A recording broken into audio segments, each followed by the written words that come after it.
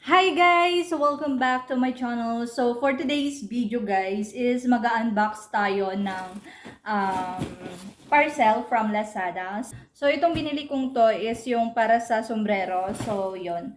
So marami kasi kami ditong mga cups na nakatago. So since nakatago siya, so i-display na lang natin sila doon sa may bagong gawang extension ng house. So, yan. Kararating niya lang. So, yun naman kapag meron tayong parcel, very excited tayong mag-unbox, diba? So, yun. So, bumili na ako dati, kaso kulang. So, yan. So, bumili ako dati ng 5 pieces and then 15 pieces ngayon. So, yan. So, are you excited? Yeah, I'm so excited. Sobrang init.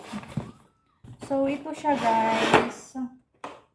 So, ito yung plastic case para sa mga sombrero. So,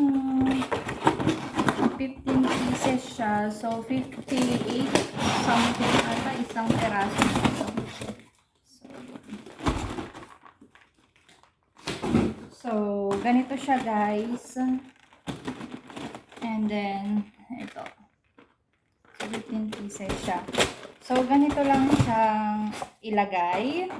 So, first, kumuha kayo ng isang ganito. And then, yan, sombrero.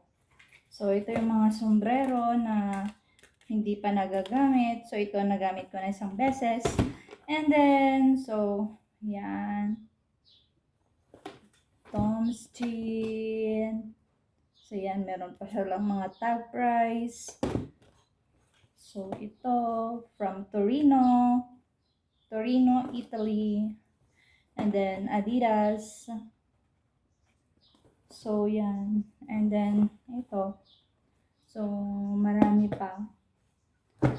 At marami pang darating. Sorry, it's so hot. So, yun guys. So, ito, first yung gagawin nyo is, ito, isa. And then, kumuha tayo ng isang sombrero.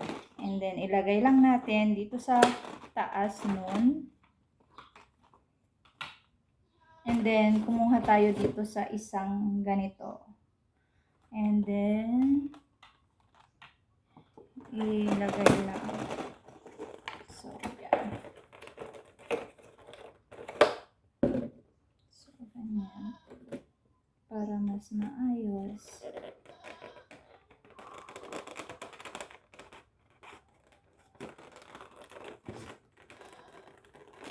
So, ganito lang naman yung paglagay ng mga to. So, charan! So, ganyan guys. So, bali ito na yung mga cups na nailagay ko sa case. So, ito yung mga i-display natin.